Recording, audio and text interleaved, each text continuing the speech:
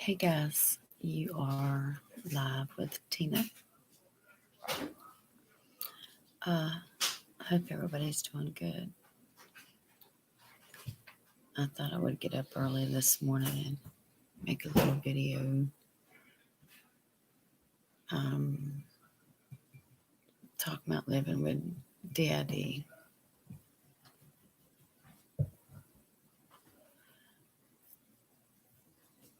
Of course, I've been doing a lot of thinking lately, and I have court Monday, which is my birthday, with my daughter and her son.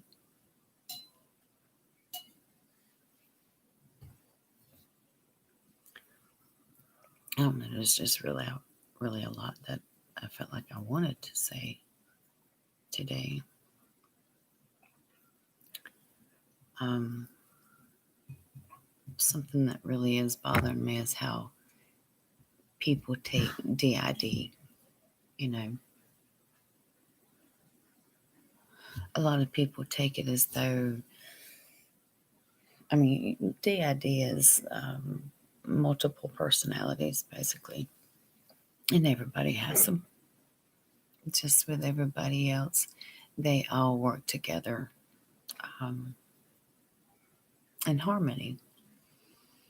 And really, it's a great thing. It's one of those things that happen to those people who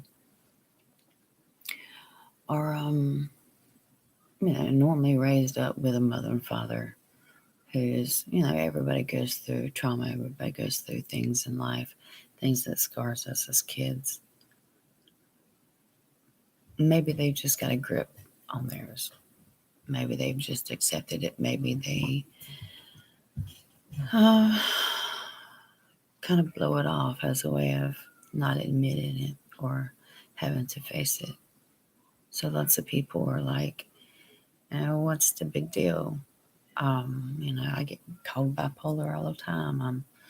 It's just being an adult where you can, and I've been here where you can get mad at your kids for something and immediately get onto them and then turn right back around and continue being a loving parent or having fun.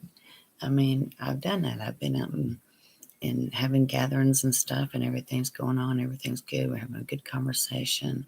My kids do something, I look over, I see them do it, I get stern real quick with them, and then I come right back to continue talking about whatever I'm talking about. And especially my son would always say, "Gee, Mom, are you bipolar?" And I tried to explain to him, no, I'm not bipolar. I'm just, what was the point of harking on something just because you done something wrong, because you made me mad, because I had to say something to you? Why should I hark on it? I responded to it. I made my comment to it. It's done. It's over with. I get that. I completely get that. I do that. No issue.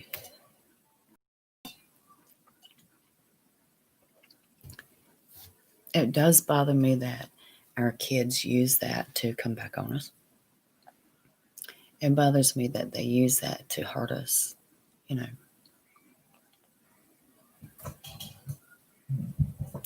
And it also kind of bothers me when people blow off my condition as just being that. Oh, they're just kids. Just that's how they act. You're just being an adult. One minute you're chewing them out, next minute you're going back to whatever. There's no point in harping on. And yeah, I get that, but what I don't think people get about me is that is not always what is happening with me. It's not. I have a lot of things going on.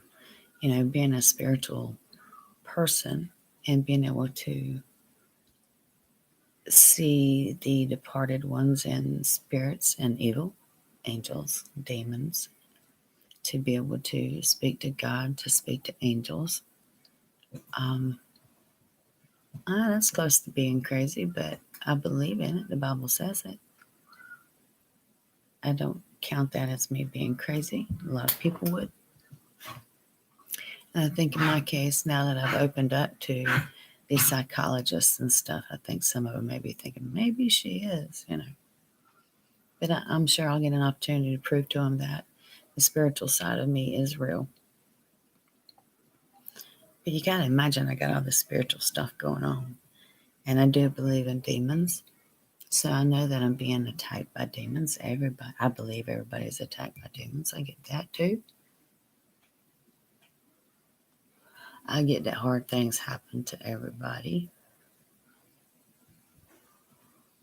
I get that.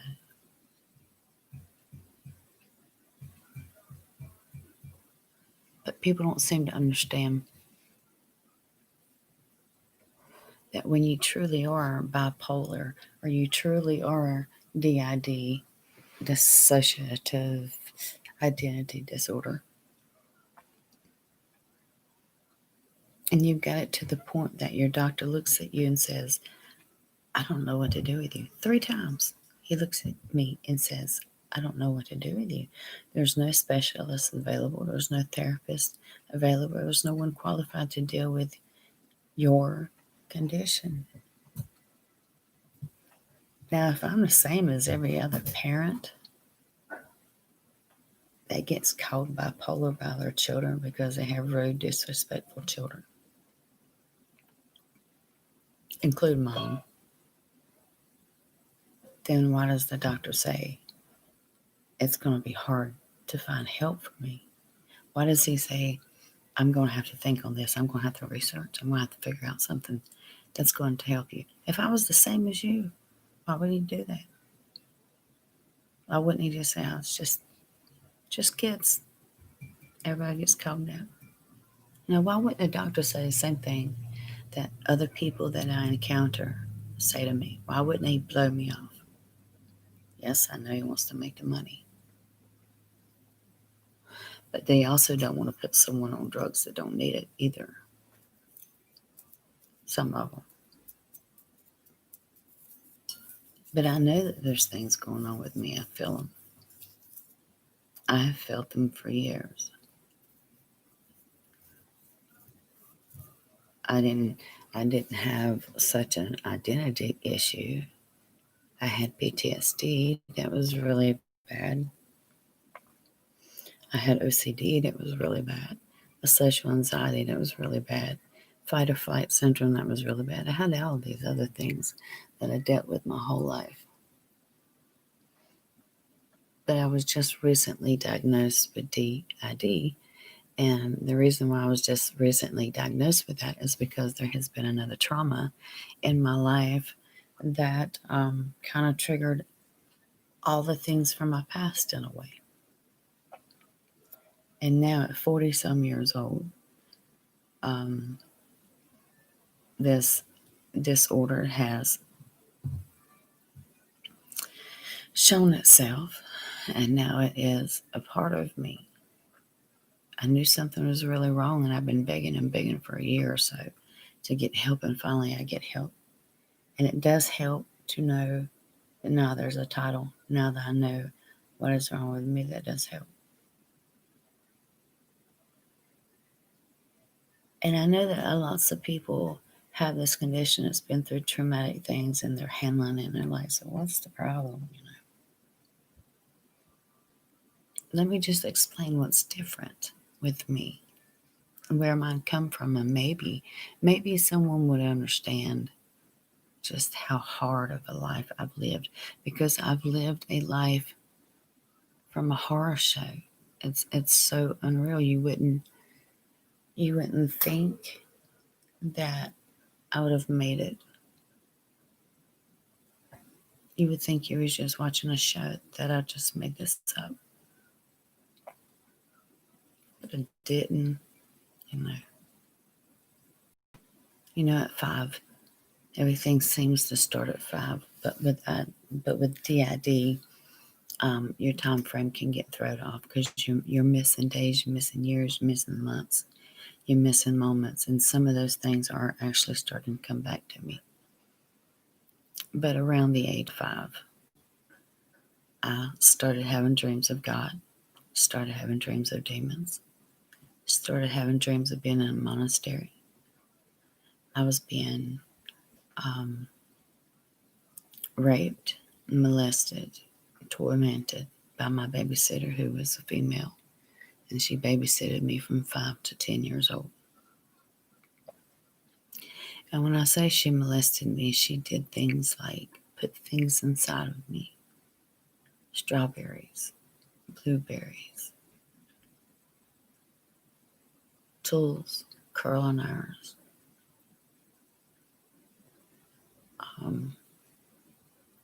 just whatever, all kinds of things. She would take me out in the field, and there would be some neighbors beside us, some twin boy neighbors, and they were mentally ill. And she would coach them out to the barn out on her grandpa's property. And she would make me do things to them. And she would make them do things to me. And they would cry and run home.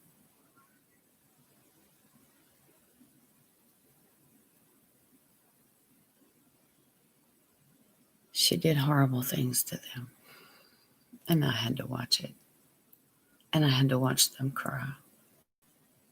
I had to watch the fear and the confusion inside of their minds that was already tormented. Their minds were already twisted. They acted like little kids, and they were like 17. She was 14. I was 5, 6, 7, 8, and then 10.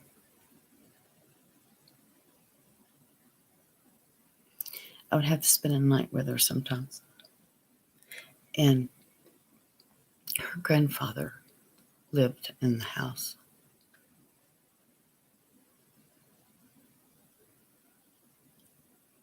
He didn't have any legs, and he was skinny and frail, old and just nasty looking, unkept.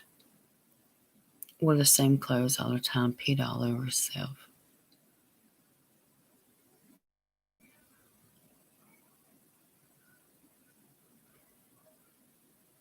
And I would need to watch her have sex with him. And she would try to make me do things to him. And I wouldn't. But she'd make me stand there and let him paw me, touch me. His hands was nasty. His nails were yellow, orange, and brown. He stunk so bad, like urine. And yeast infection cream. That smell just takes me somewhere in life that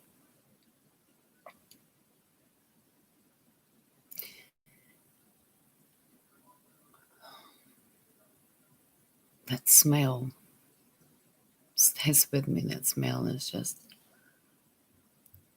talk about a trigger, Lord. I refuse to use it. Hate to be nasty, but if the doctor ever says I need it and they prescribe it, no, I won't do it. No, no, no, no. I'm a zombie for days. I'm a mental roller coaster disaster for days. And I'm taking a big chance telling all of this, because there's no telling what I'm going to be like when I get off here. There's no telling how many times I'm going to alter while I'm on here.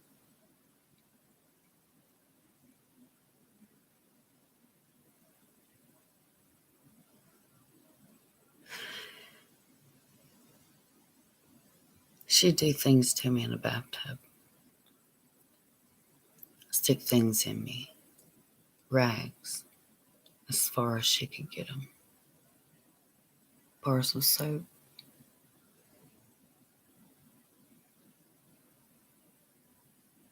Shampoo bottles.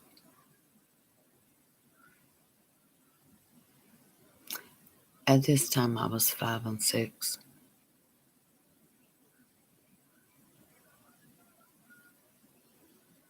when we started going to school, we had to catch the bus together. So, and they lived in the first house up the road a little bit. Was a mobile home where her grandma and grandpa lived. And then behind them, beside the hog farm, is another mobile home where we lived. So we had to, all of us neighborhood kids had to catch the bus together. Waiting on the bus, she'd be picking on me, smacking me, threatening to whip my ass, pulling my hair. And the boys would just laugh. It was just us two girls. The rest were boys, and they would just laugh. And she'd slap me or something just before the bus come. You would see the bus coming down the road. She'd spit in my face or slap me. Wouldn't acknowledge me in school. And then when we get on the bus, she kind of did the same thing, And when we get off the bus, she was my babysitter. And there was always some kind of torment that she put me through.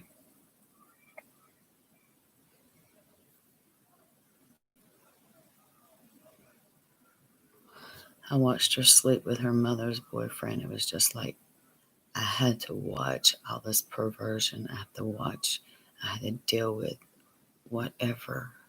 And it was so bizarre. It was kind of like the Texas Chainsaw Massacre, except for they didn't skin nobody and eat them. But it was that damn crazy.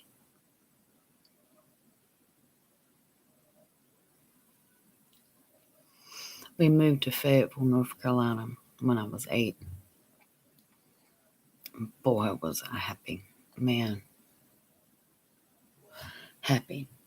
I was away from her. I was away from everything that was going on. I was away from everything. And you know what kills me? Her name is Tina. Tina. And so what if I get sued? Her name was Tina Kinley.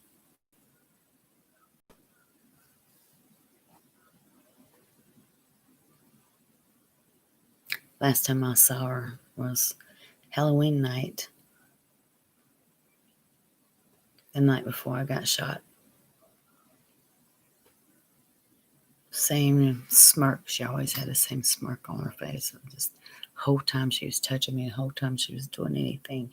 Even if I told on her, no matter what, it was just the same smirk.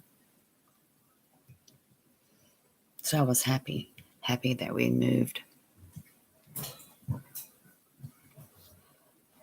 And then Mom told me that her grandma and grandpa was coming in, was going to move down, Dave and Claire Todd. And it kind of made me nervous. And I remember asking Mama, is Tina coming? Is Tina coming? No, it's just them. Awesome. They come down 1 month later after we moved. And guess what? Tina moved with them.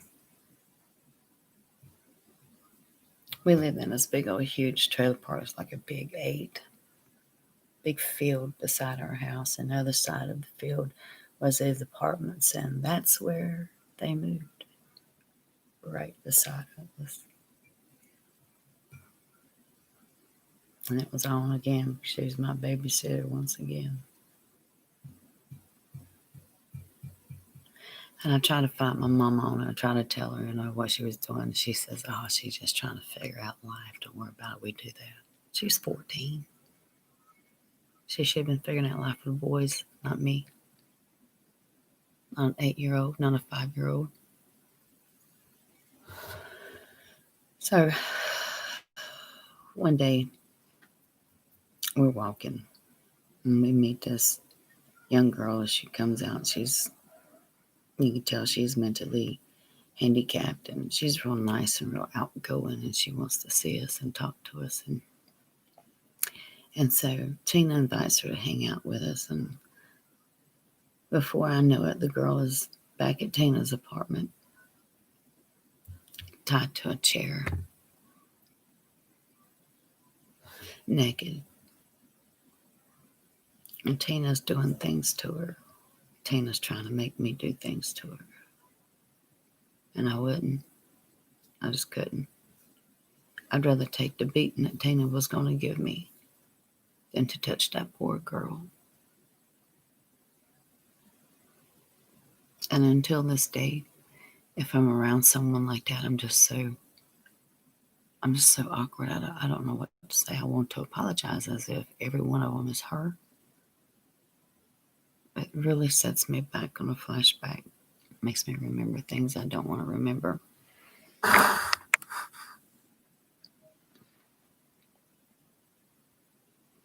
Tina ended up using a ball bat to penetrate her. I remember the girl screaming, crying, begging, please stop, please stop. I finally got Tina to let the girl go. She went running out, running home. 2 days later, I found out the girl died from internal bleeding. I didn't know what to do. I didn't know who to tell. I didn't know who to trust to tell. But I knew I was supposed to be able to trust my mother. So I told Mom. Of course, Mom told Claire. Claire called me a liar and all this, and Mama beat me because Mama took it as though I was trying to ruin her friendship, that I was jealous of her friendship. So there I was stuck. She's still my babysitter. Nobody would help me. And she killed this girl. And I couldn't tell you the number of times every day that she babysitted me, every day is like routine. She had to do something to me every day.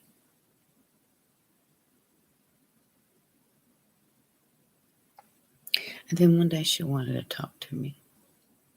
And she ended up telling me that she knew who my real father was, that she had heard my mom talking to Claire, and found out that this man, Garney Edwards, was my father. And I remembered when I was a little girl, probably 2, this man used to come get me. And Mama would dress me up in this plaid, little red and black plaid dress. And he'd take me across the street and he'd stand me up on the table and everybody's sitting around drinking, a bunch of men around the table, woman cooking, doing whatever. And he'd just parade me back and forth on the table and he'd tell me to turn around and he'd say, look at my daughter, ain't she beautiful? And I remember stopping and looking at him and saying, you ain't my daddy. I was so hateful. You ain't my daddy. My daddy's James Springs. I remember a look on his face was just kind of lost. I didn't know he was my daddy. My mama sent me off with so many different men. I didn't know he was my daddy. There's Sam Saunders. There's Garney Edwards. There's Donald Simmons. There's James Springs. And if she was going out with one guy, she'd have the other man babysit me. I remember being babysitted, but I don't know if I was ever touched. Or if anything ever happened to me, I can just remember coloring and coloring books. One time she took me to a motel where a man was and left me there so she could go out with Don. I don't have any memories of any things that happened during those times, but I'm sure they're going to start coming back. But I remember being scared, not knowing what was going to happen because I was already being molested and raped all the time. Anyways, when I found out who was my daddy, Mama got home that day. And I knew I was going to take a beating, but I really needed to know who my daddy was. So I told her what Tina told me, and I asked her, is he really my daddy? And I remember she beat me from one end of the trailer to the next just because I asked. She turned and looked at me and said, how dare you ask me that? And when I say beat, Mama didn't whoop me on the butt. She didn't whip me with a switch. Sometimes she didn't. She didn't whip me with a belt. She whipped me with her hands, with her fist, throwed me everywhere.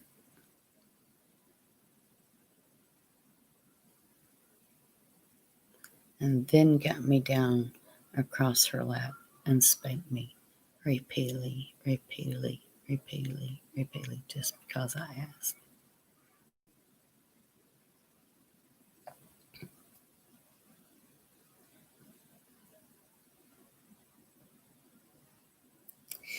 Meanwhile, I'm going back and forth to my father's on the weekend, the one I called my dad, James Springs, where my brother lived, Timmy. I used to love Timmy because Timmy was my big brother. We had a lot of fun. He taught me how to wrestle. He taught me how to smoke drugs. He protected me. When Mom and Don would be fighting, sometimes he'd come get me. And we'd go upstairs and wrestle, watch TV or play around or whatever. I loved it.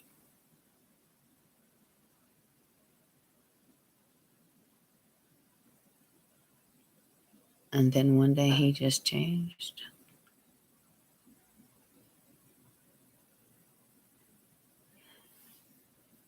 I know I'm kind of jumping back and forth, but I'm just sort of remembering things, and I just happened to remember that Mom and Don used to always call me Little Garney Edwards when they would get drunk. And they would chase me around the house, calling me Little Garney Edwards. Come here, you little Garney Edwards. I didn't know what they meant. And I remember one time there was a picture of him. And we was going through pictures, and I asked who this picture was. And Don had a lot of friends over drinking, and everybody was drinking. And I was like, that's your daddy. That's your rotten, no good daddy, you little Garney Edwards. And everybody started laughing. And everybody started telling me I was no good for nothing. I was no good. I was his child.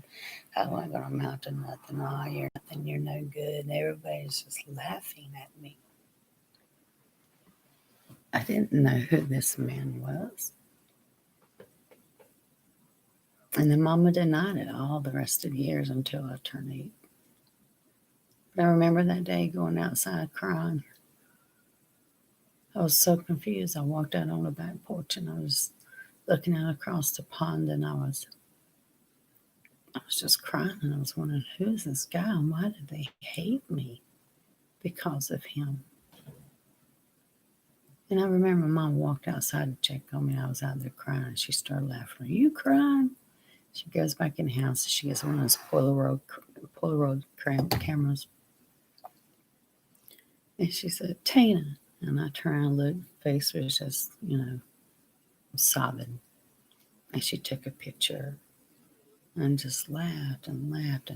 And I could hear her in the house laughing. Look, she's out there crying like a little pussy. And I remember that weekend when all the company left. Mama Dawn got in a fight and she stabbed him. She cut his hands wide open. Of course, the dummy did grab the blade, but And then I remember my uncle stumbling through the door. He's got this big old gash in his side. Someone had stuck a knife in his side and just twisted, a big old hole. Mama Don's fighting, still doing her thing, and she tells me to bandage him up. Here's this man seeming like he's about to die. He's falling all over everything. And I've got the poor alcohol or whatever it was inside this wound, and it's bleeding crazily. And I can see like 2 inches of thick meat, just white meat, and then what seemed to look like freaking intestines. And I mean, it was deep. It was 4 inches deep, maybe. And here I am packing gauze and packing gauze and packing gauze and packing gauze and packing gauze and bandaging him up. And off he goes. He's going to go kill the guy. Going to go kill the guy. A little while later, him and the other brother come back. They killed him. They're running from the law. They got blood all over him. They killed him. They shot him. And then they beat him while he was dying. Blood all over him, bragging about it, laughing about it. And this was a constant thing, too. And I had to be there to bandage these guys up. I had to be there to bandage up Dawn. I had to be there to bandage up my mama. Many times they'd be fighting and he'd knock her out and be ripped her clothes off of her. She'd be laying on the floor naked, not moving, and I don't know if she's alive. I'm trying to wake her up. I'm crying. I'm leaning over her. And he's laughing. Oh, just leave her alone. She'll be all right. I'm crying. She could be dead. Well, it could be worse. I mean,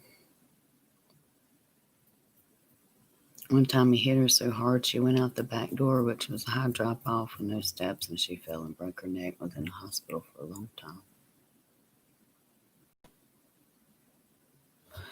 Then she tries to make me pour gasoline around my bed that he passed out on. I wouldn't do it.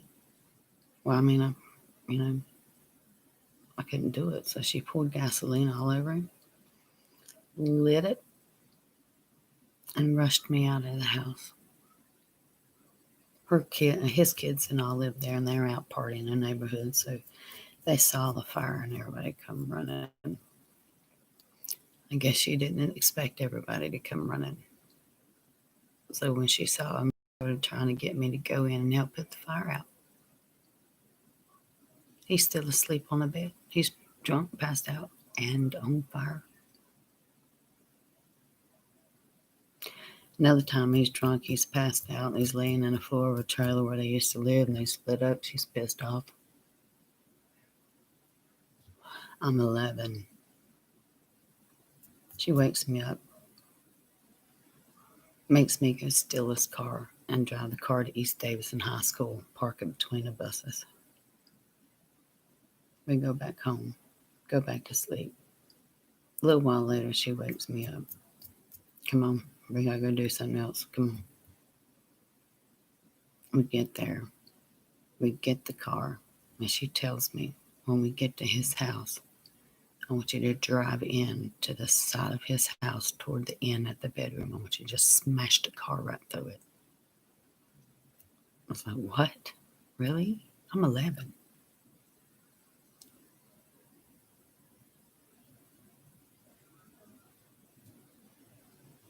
I wouldn't do it. So she got mad, jerks me out of the car. She gets in the car. She runs the car as fast as she can into the side of the house, trying to kill him. I have pictures of him when we walked in to see if he was alive. He was alive. She barely missed him. During all this time, I'm still going over at my father's.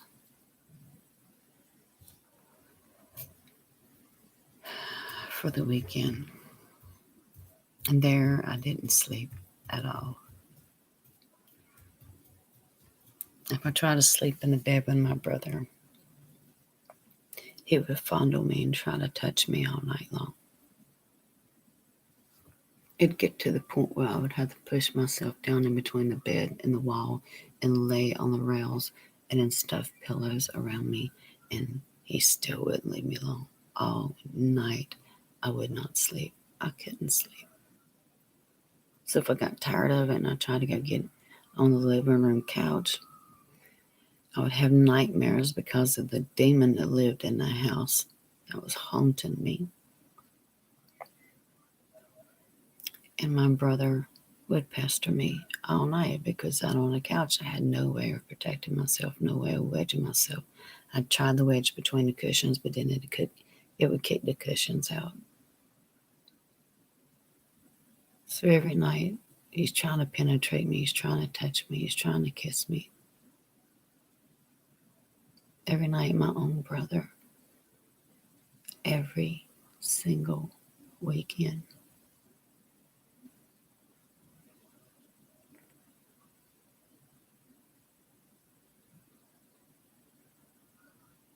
When I got older, when I was 10, maybe a little older than that now, I was about 10.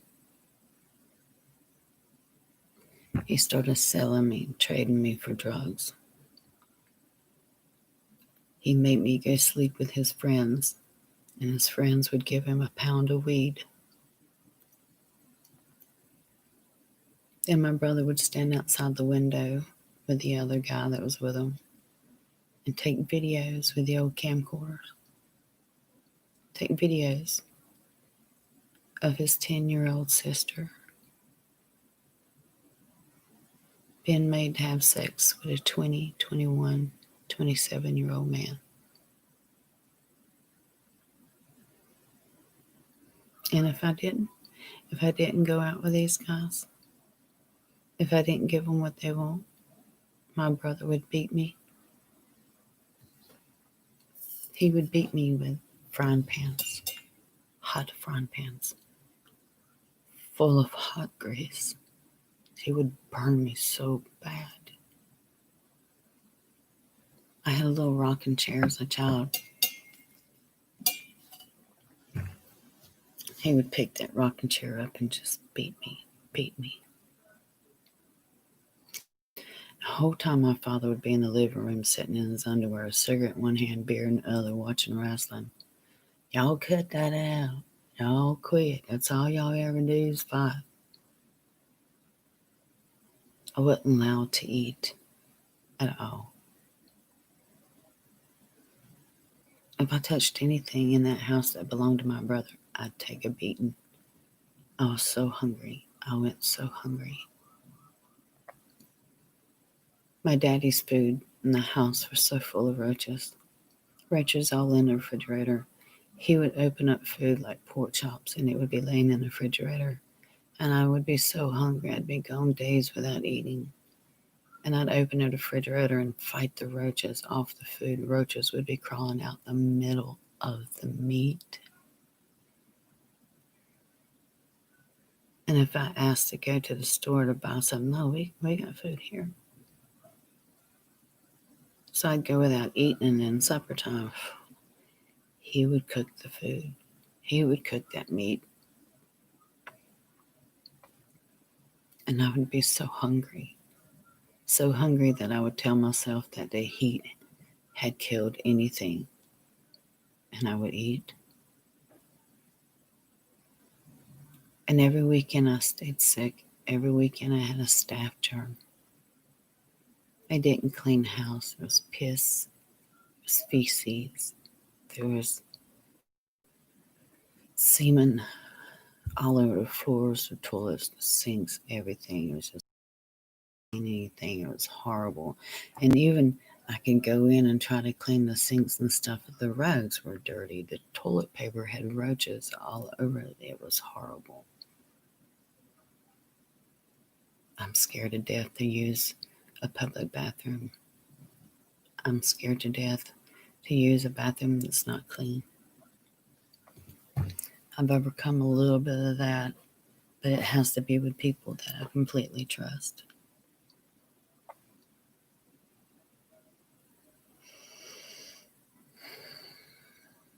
My brother sold me out to gang members. The first gang member or gang was the Rebel Rousers. And I was handed down and traded out to them. They all had wives and many kids. And the clubhouse sat on the graveyard for every person that they had ever killed. They buried in their own yard. They didn't care. They were on so many drugs, so bizarre drugs, so many drugs I'd never heard of. They were crazy. They acted so crazy. But I had to do what I was told to do, no matter who it was or how many they were. I had to do it or they were going to kill me.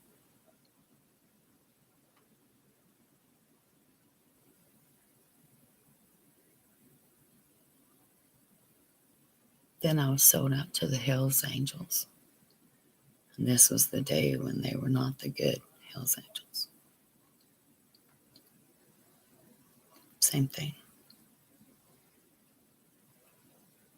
Then I was sold out to the Outlaws. Same thing, but worse. Can't tell you how many times my life was threatened. How many times I nearly got shot.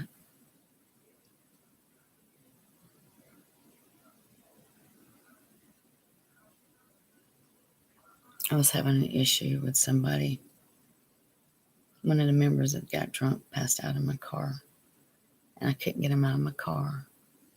So I went into the leader's house, to try to get some help.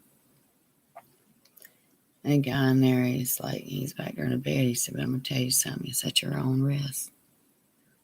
And I really had to get this guy out of my car. I had to go home. He was a big 300-pound, 6'3", passed completely out. I had to take a chance.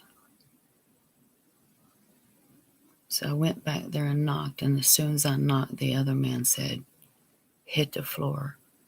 And immediately I hit the floor just in time for 6 shots to go through the door.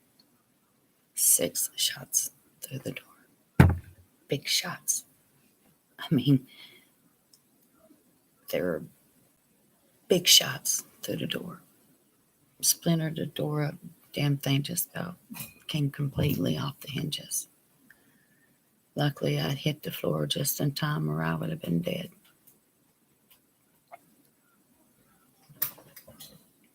I can remember being in school and I've had classmates that have to tell me this to remind me of these things, but I can remember being kidnapped and picked up off the road, raped, ropes tied around my hands and tied me to a tree, around my ankles and tied me to the tree. It beat me with switches, sticks, and belts. Raped me and then left me.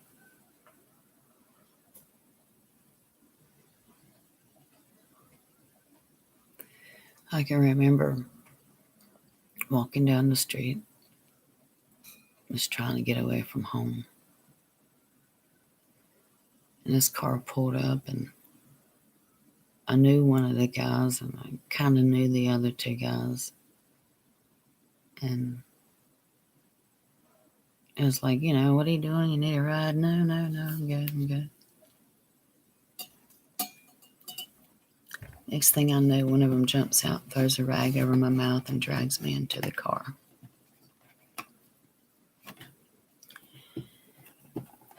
Now I'm in Virginia, Roanoke, West Virginia, on the Blue Ridge Parkway. They dragged me out of the car.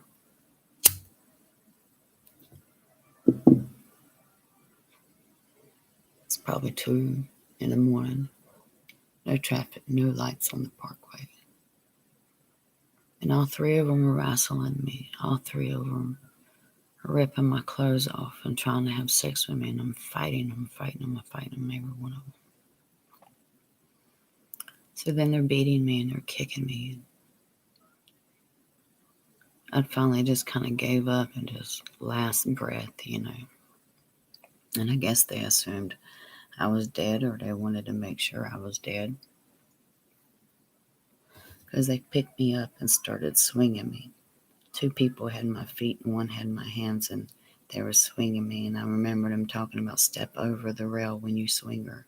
And as they were swinging me, I looked down, and there's 4 houses, and they looked like maybe they were 6 inches.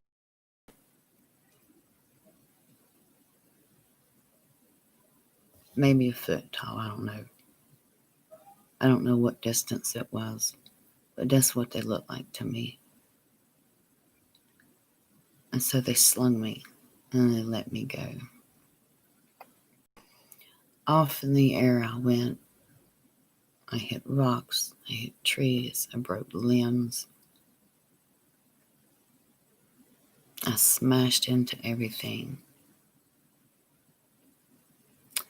And at one point I had hit something and it knocked me so far that I landed on the road. But I landed so close to the road that I sort of bounced and then fell off of that. Rolled some more, hit some more, bounced some more. And finally landed with all the breath left out of me on this little piece of road.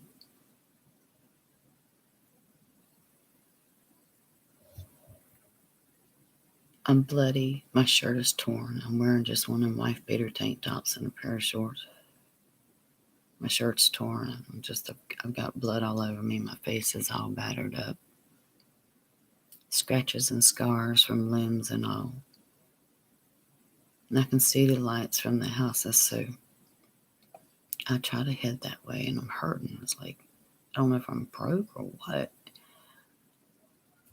But I beat and a bang on all 4 of these houses for what seemed like a couple hours. Finally, this one guy come to the door and he was angry, very angry. Told him what happened to me. He told me I could come in and use the phones. The law. And I didn't know where I was at, so I asked him where I was at, and he told me. So I called the law and I told him what had happened to me. I was kidnapped and what they'd done to me, and that I needed help. And I remember her clearly saying, "Honey, we can't help you." And I asked why, and she said, "We don't know if you're a runaway." I felt so hopeless. I felt like it's the law. They're supposed to help me. And I told them I've been kidnapped and took across the state line, and they can't help me. No, I don't have any faith or respect for any law officials.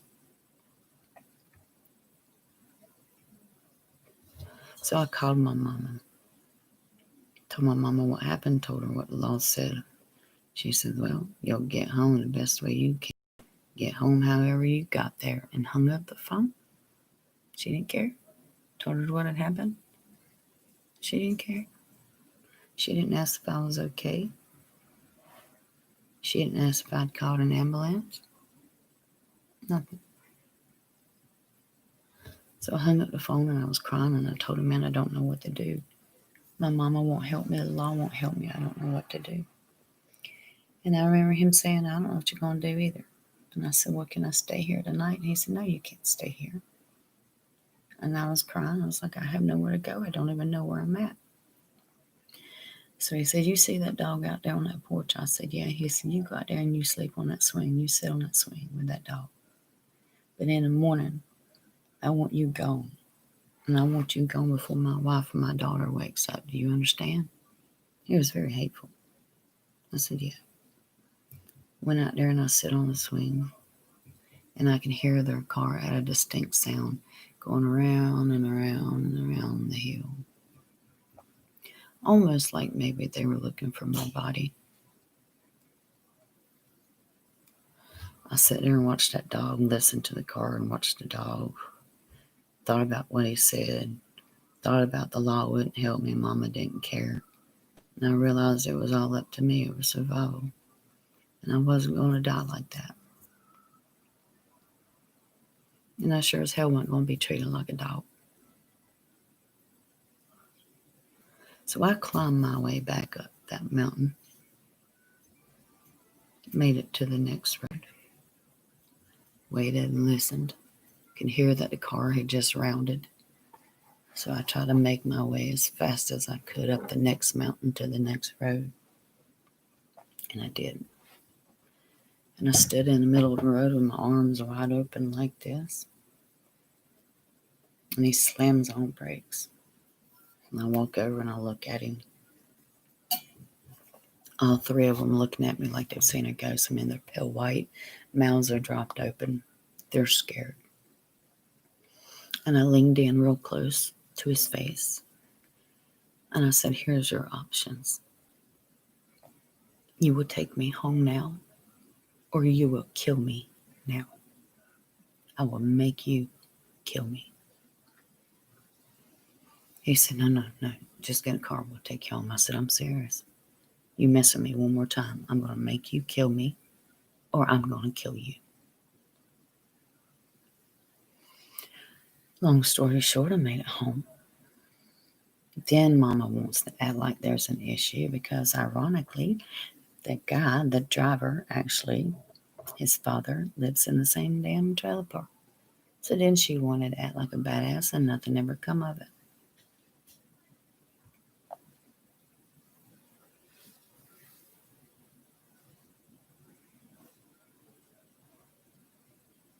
My uncle used to come over in the mornings and drop my aunt off. And long story short, he tried to molest me many times. One time he even pulled over and insisted that we finish what we started. I got out, started walking, started running. And it scared him because we were supposed to just go to the store and right back. And he knew that if he didn't come back with me or I came back first, that I was going to tell. So he come and he put me in the car and he's like, all right, we'll just drop it no more. It won't happen again. So anyways, he used to come and bring his wife over because she worked with Mom. This particular morning they hadn't come yet and they're usually there. I tried to make sure that my shower and all was done while they were there so that when they left it would be done, I'd be dressed. Well, I never did hear anything. Never did see anything. I walked in, I thought, oh, well, everybody's gone. I go ahead and get in my shower. I get out of the shower. I go in my bedroom and kind of shut the door behind me, but it didn't shut all the way, correct.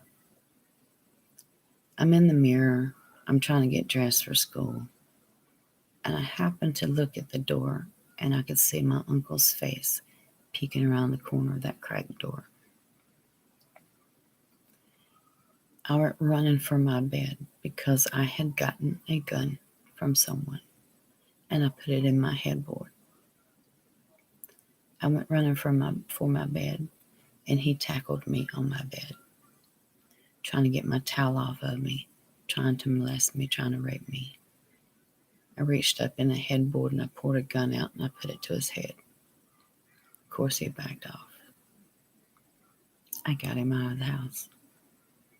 I called Mama immediately and told her. Because my uncles were the type of people, if you pulled a gun on them, they won't come back and they're going to kill you. I was raised up that way. I was raised up with them fighting more than my mom ever did. And I mean bloodshed, constant shots, stabs, always. I was the one that had to heal them up.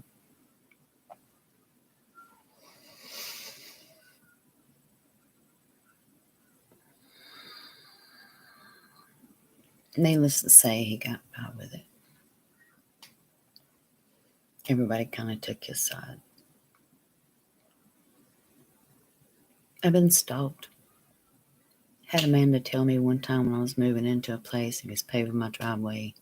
Had a conversation with me, told me that he had thought about raping an 88-year-old woman.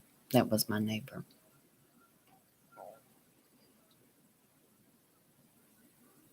He used to stalk me.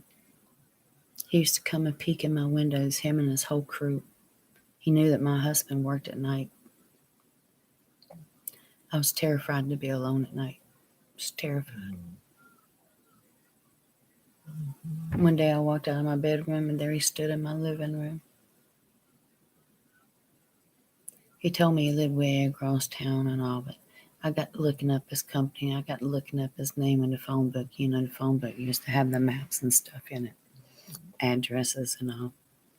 I looked it up. No, he lived on the street behind me, and he had been watching me all the time.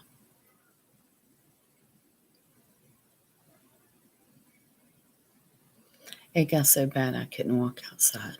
I was afraid. I had to cover my windows with layers and layers and layers for fear that someone was watching me through my windows.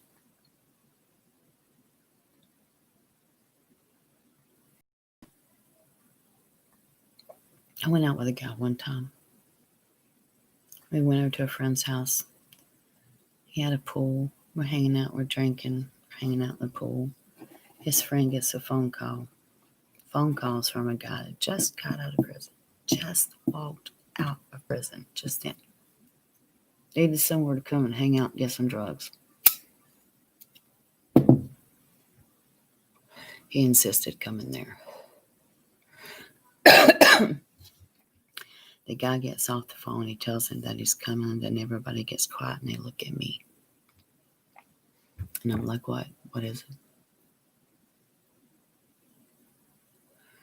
They were talking amongst themselves. What are we going to do with her? What are we going to do about her? We're going to hide her. We got to hide her. I kept saying, I ain't worried about nothing. What's the problem? It's just kind of in prison.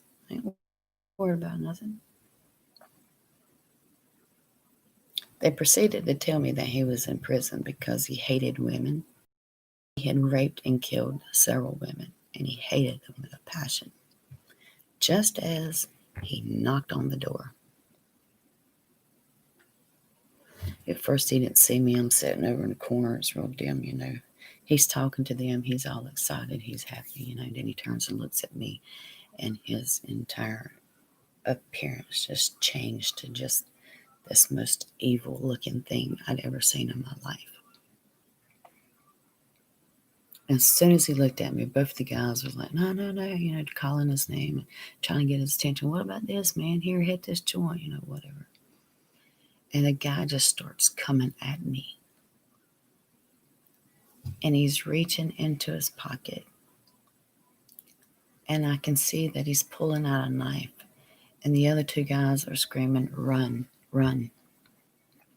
There are no lights in this house. I don't know where any light switches are. And I am trying to run from room to room.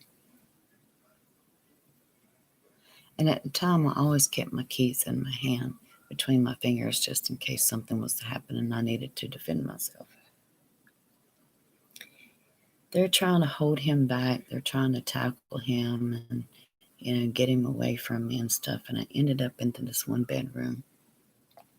And he busted through the door and kind of threw me against the bed. There was a bunch of dolls or something on the bed. And he kind of threw me against the bed. And he took that knife and he was fixing to come down and stab me with the knife. And the whole time he's screaming, I hate women. You're a whore. You ain't no good for nothing. Just all of these things.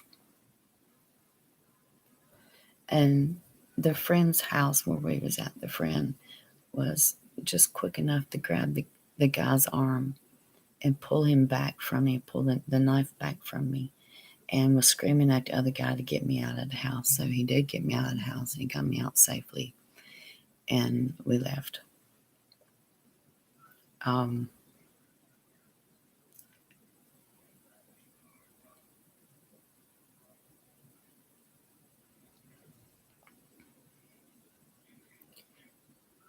There's so much more to my life that has happened. I dated a contractor one time, a killer, a contractor killer. He tormented me for years. He would go missing for months at a time. And all of a sudden would appear in my room or appear in my window.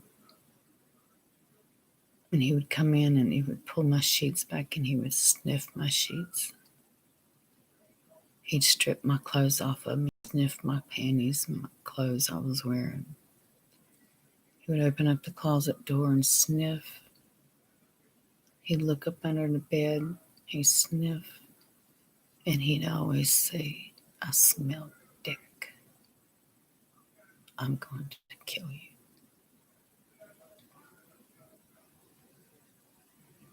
And then he would choke me and drag me through the house. My mom worked third shift, only my stepfather there. And he had had like 7, 8 strokes in 2 months and was unable to really walk or defend himself. He was learning how to use his hands again, button up his shirt, walk. He was just useless. And he knew that this was happening, so he just stayed in his room. I couldn't walk outside to feed my dog. Just suddenly David would appear from nowhere and beat the hell out of me because I walked outside to feed my dog. I tried to go to college one time. He followed me. He stalked me. He threatened me. And bless his heart, I had an ex-boyfriend from school. And we ended up in the same, we was trying to go to get our GEDs, and we ended up in the same classroom. Of course, David has stayed at school all day, out on the grounds watching me through the window of the classroom. He saw me and Eddie talking. At lunch or breaks, we'd go out, smoke cigarettes, sit there and talk. He'd watch me. And I remember one time he come up and said something to Eddie, and I don't remember what it was, but it was a threat. And then just so luckily, he'd gone missing again for a while. I thought, great, I can go back to school. So I'll go back to school and get Eddie, somebody to give me a ride there, I'm not sure, but I got Eddie to give me a ride home. Biggest mistake ever. We get home, we're sitting on the couch, me, him, and Mama, we're chit-chatting. Here comes David, beating and banging on the door, talking about he's going to kill Eddie. He's going to kill Eddie. He's just outraged. Mama quickly gets on the phone, grabs her gun, calls the law. She tells him what's happening. She says, "I'm going to kill him, and you tell me what to do after I kill him." Law clearly said, if you have to shoot him, make sure you drag him in the house, and then call us.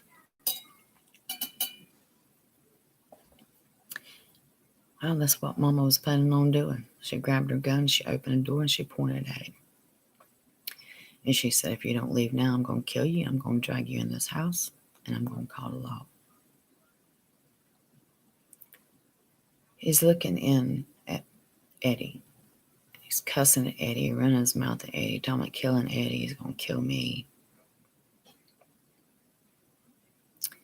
Missing he goes again.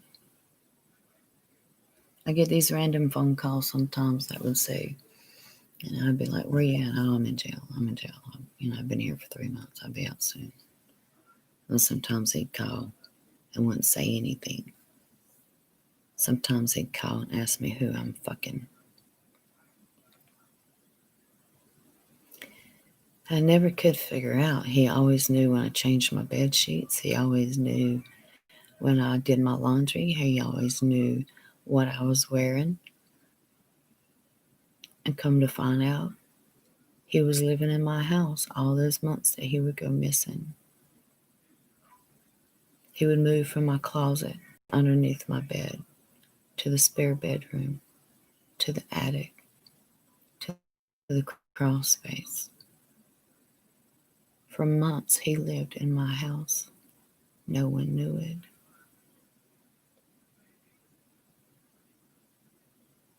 I don't sleep at night because I don't know who's going to mess with me. And I don't know who's in my house. So I don't sleep.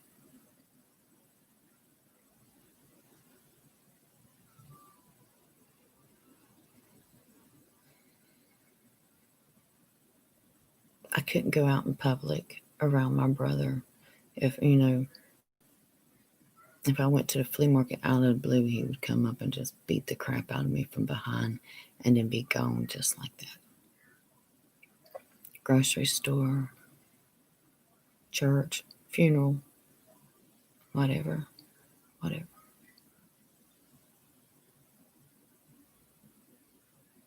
I tell these things because I'm wanting people to understand that my depth of dissociative identity disorder is more than just a teenager saying, "You're bipolar, Mom. What's wrong with you? You crazy." It's more than everybody has personalities that come out at different times. Mine splintered off as a child. They don't come back together like a normal person's does. I alter. I become different people. I can become very evil and deadly. I can become a very big baby. I can become extremely and obsessive with wanting people to love me and need me. I become obsessive after I speak to someone. Did I say something stupid? Did I say something wrong? Because all I ever heard as a child is no one wants to know anything you've got to say. You're stupid. You don't know what you're talking about. You sound stupid. Just shut up. That's all I ever heard. So just having a normal conversation with somebody, I go home and obsessively worry about what did I say to someone? How did I say it? Did it come out right?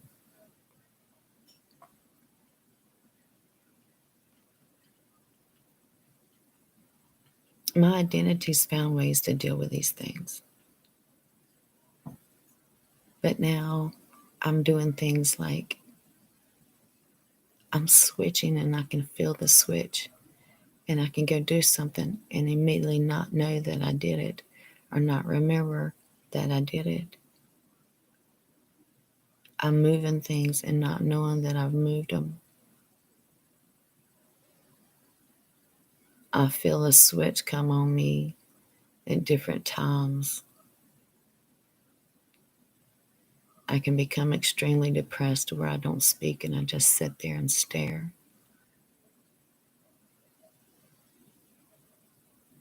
I become times where I'm just so aggravated and the anxiety is so bad that I can't think, I can't stop the thoughts that are in my head at all. I scream out, I break things. I cut myself. I hit myself.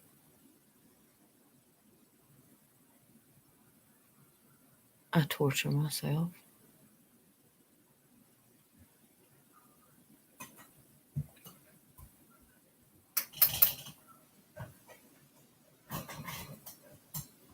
I meet people that I don't remember meeting, talk to people I don't remember talking to.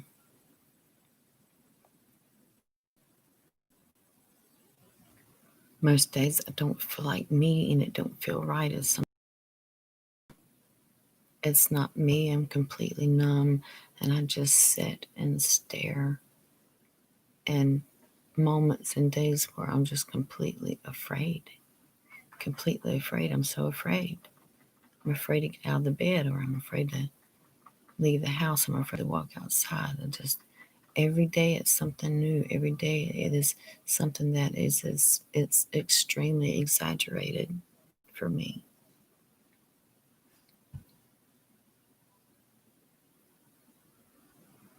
It's terrifying. It's hard. And as the doctor explained to me the reason why these things are happening now to me, to the point that I realized something wrong. I realized something was wrong. I went and sought help. I mean, I'm having moments of just passing out, blacking out, falling out on the floor.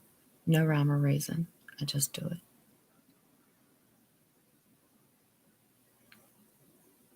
But as the doctor explained to me, the reason why it's happening now is because I've had an onset of traumatic events happening over the past 3 years. And that childhood mechanism of protection is kind of rearing its ugly face and having to change a little bit because I'm an adult now. And the onset of it was what my children did to me in 2017.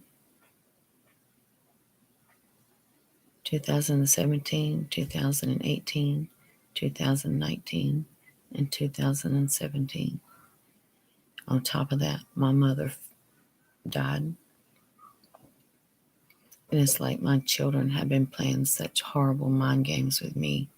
All of a sudden, they hate me. They don't know why. They don't know what's going on. They call me a witch. They call me crazy. They call me irrational. They say that they'll never know what I'm going to do from one minute to the next. And, you know, in 2017, I realized something was wrong with me and I went and got help. I went and got medication. I didn't have this DID happening at the time, but I had other things happening. And I realized that I was hurting my family. So I went and got on medication. And all the things that I thought that they were complaining about, all these things that I knew I was doing, stopped. And I thought that they saw that change, but I guess they didn't see that change. I guess they either don't understand or don't want to understand the real struggle of mental illness. Instead, they want to seem to resent me and hate me for it like it's my fault, and it's not my fault. It's how I was raised, and I've spent their whole life trying to really protect their emotional state and give them everything that my mother didn't give me. I made sure their father stayed in the picture. I made sure they had one father.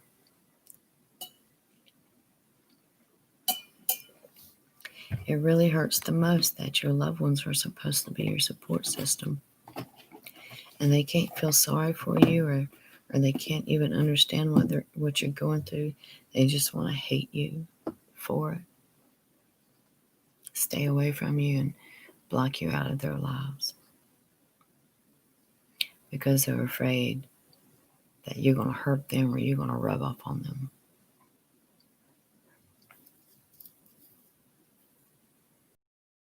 Friends and other people and other,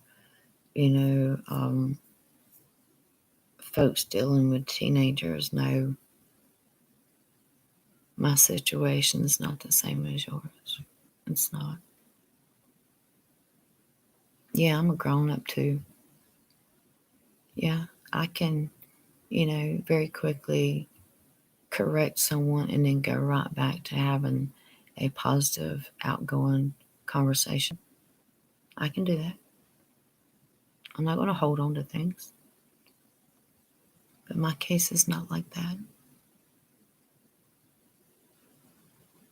When your child says you're bipolar, do you black out? Do you pass out? Do you lose hours, moments, days? Do you know I can't tell one day from the next? I don't know what day it is. I don't know how old I am. I wouldn't know what month it was if it wasn't for the fact that in 2 days I go to court with my daughter and my son-in-law for them assaulting me, and then they take charges out on me for assaulting them.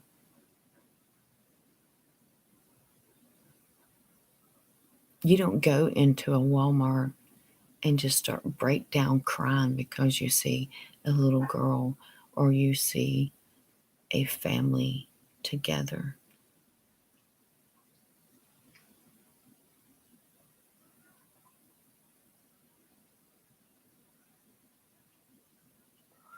You are not just out and open in places and then all of a sudden remember something and you're in a corner of an aisle crying, and everybody's looking at you like you're crazy. Can I help you? What's wrong? What's going on? Has somebody done something? And you don't know what to say to them. You're not in a Walmart having a panic attack down on the floor, hiding behind your buggy, asking your husband to stand in front of you so no one can see you while you squat down there and cry and breathe as though it's your last damn breath, shaking, scared to death, and not understanding what's happening.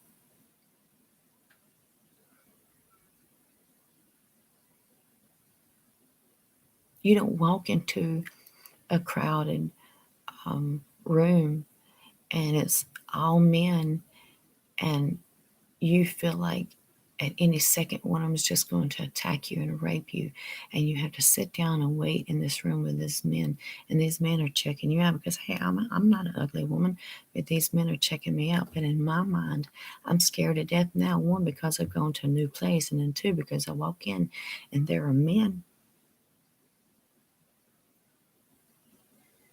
And then there's the section of fear where, this guy's checking me out. Is he going to follow me home? If I go to the bathroom, is he going to follow me back there?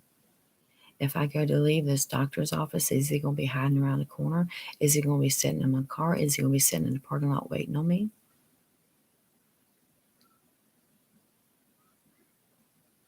Did he hear me give the receptionist my phone number and address?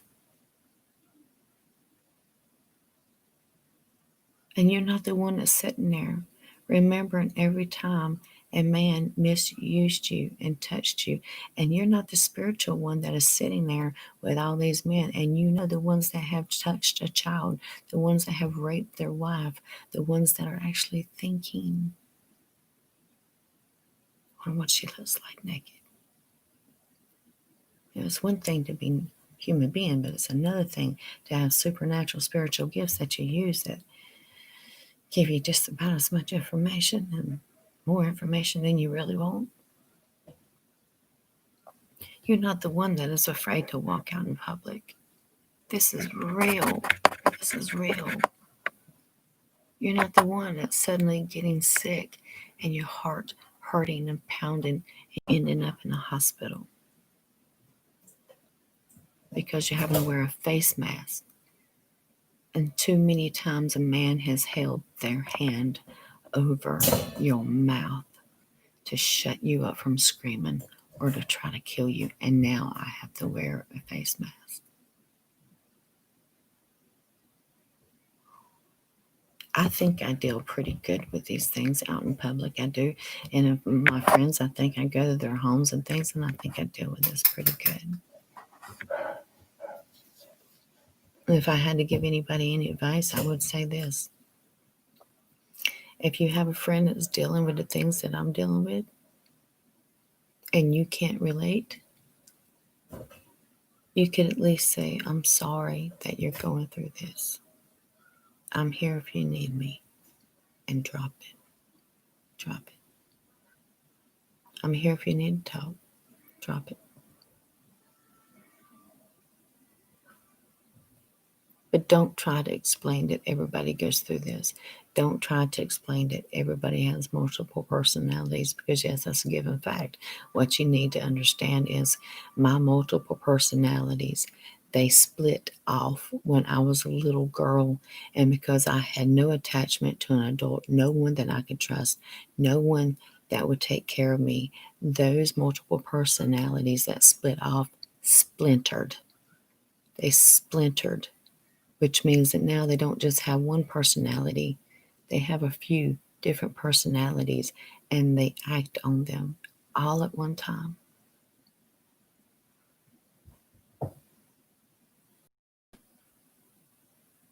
When I'm talking to someone and there's something going on in their life and they want to talk to me about it, if I can't relate with it, I normally just say, I'm sorry. It'll work out. Let's try to figure out something. It'll work out. But I never say, everybody goes through that. Don't worry about that so much. I try to be compassionate and sympathetic. And that's what our families and our friends need to do with people who have been diagnosed with DID. You know, when a doctor diagnoses you with it, you have a problem. You have a problem. And let's not just forget that I have dissociative identity disorder. I have PTSD. I have OCD. I have fight or flight syndrome, inferiority complex, social anxiety, anxiety attacks, major anxiety, manic depression, and panic attacks so far. I have all of that stems from my past. And when things happen to me, not only do I alter, but every one of those things come back to me. I relive it, and every one of my mental disorders start to act at the same time.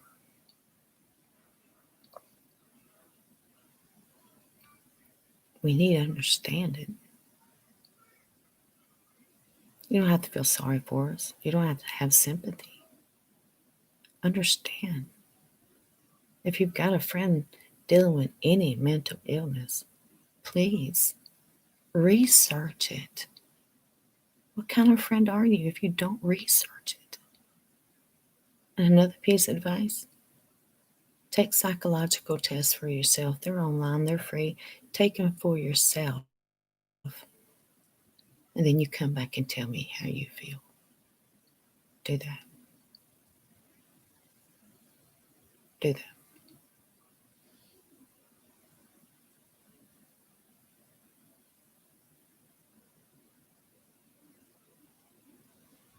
Right now, I'm angry. And I want to become numb.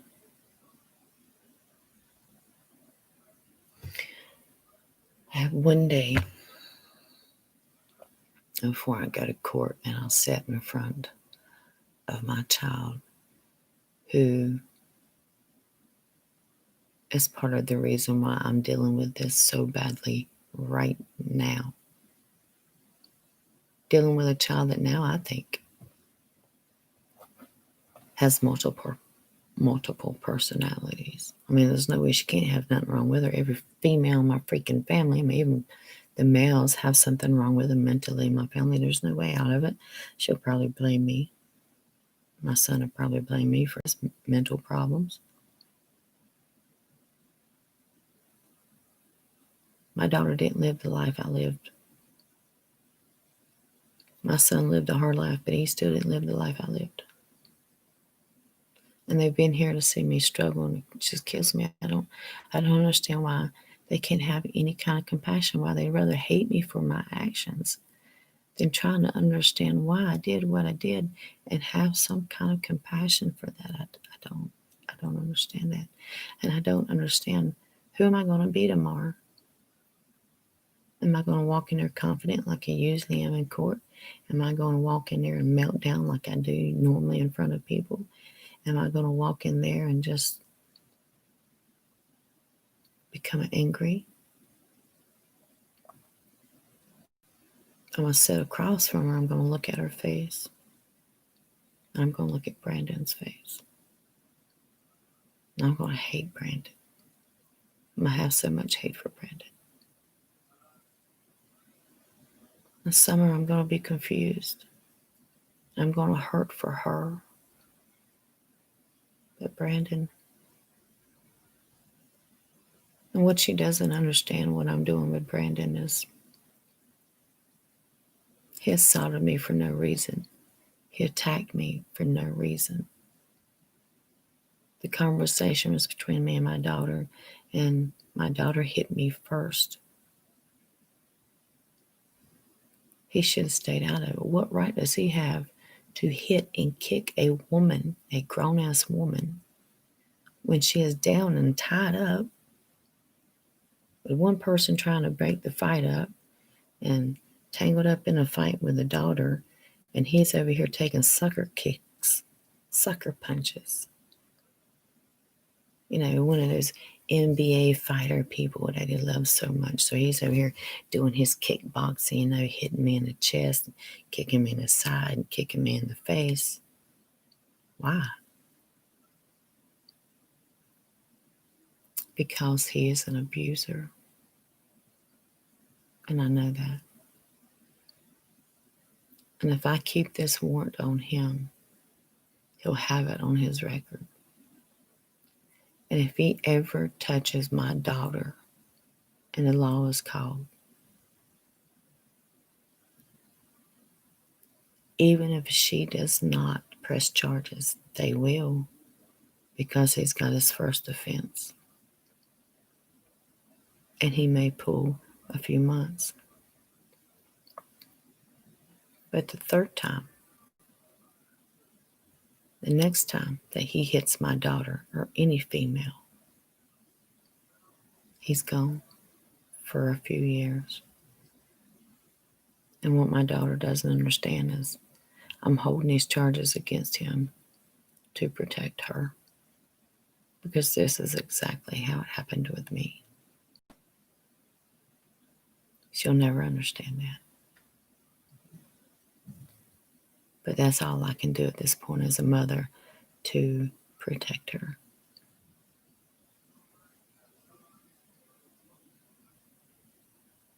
But I got to sit there and listen to them tell their lies. Some truths. But I know they exaggerate their lies. And I'm going to have to listen to that. And I'll go through all these mental altars. You know, how people think about me, how they're looking about me. My inferiority complex is going to pick up. My social anxiety is going to pick up. Maybe even my PTSD will pick up.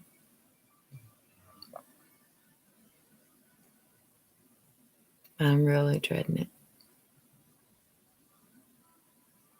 And I know that we won't go ahead and do it and get it over with. You know, they're going to want court-appointed attorneys, and then I'll have to go see an attorney, and then we'll set up another court date. And I have to see her again.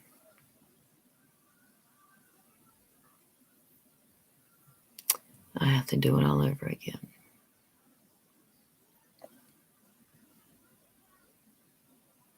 And I just really wish I didn't have to.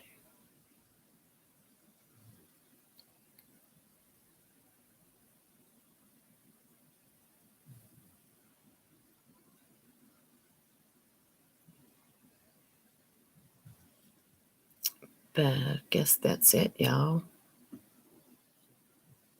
Because I feel so down and out now. I feel so sad.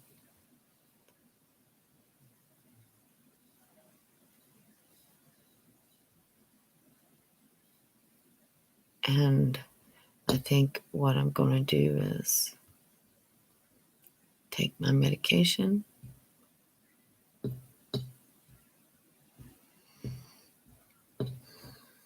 and sleep this day away.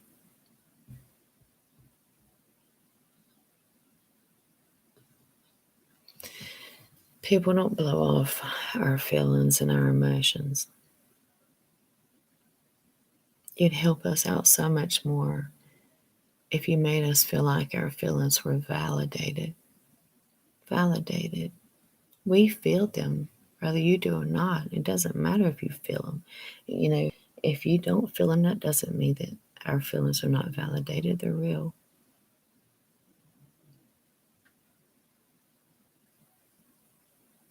Treat them that way.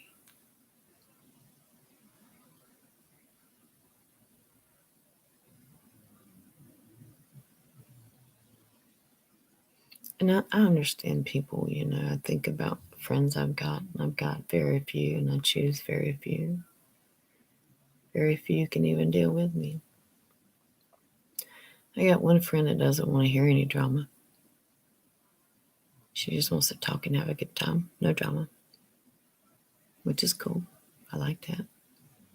You know, when I'm in a good mood, I like that.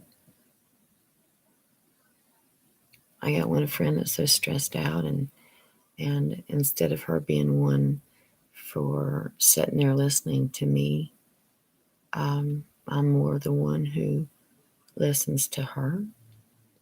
And that's cool too. Even though I may need to talk or want to talk, it's cool because I'm here for people to listen to. I want to your problems. I want to help you. I don't want to just be all take, take, take. I want to give. And I have one friend that I can cry and she'll cry with me. I can hurt and she hurts with me. She understands where I've been and what I've been through. And I really get the most comfort with her because I can be me with her. It's great when you got a friend that understands where you're at. And I got another friend that I can vent out to, and they vent to me. And we both, say we're sorry. I love you. If anything I can do, let me help you. I'm praying for you. If you want to talk, I'm here. And that's very comforting. And that's the 4 friends I have.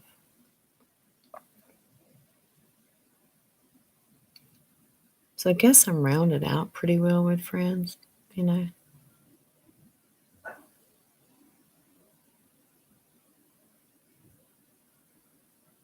I still have some people in my life and acquaintances and stuff in my world that just, they don't understand mental illness. And I think the very best thing that you can do for yourself and for your loved one or your family member, your friends, is to study. Study. Study up on their situation. And when you're doing it, take those tests for yourself. Take those mental tests for yourself. If nothing else, it'll help you understand some things. It really will.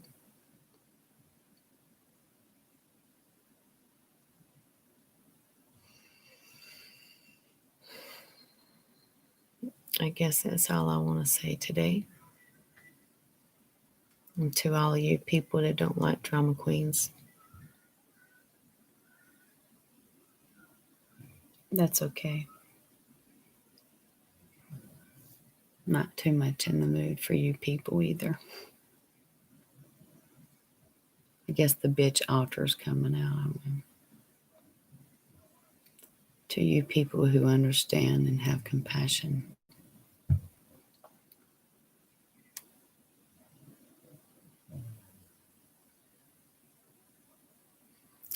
My heart to yours, guys.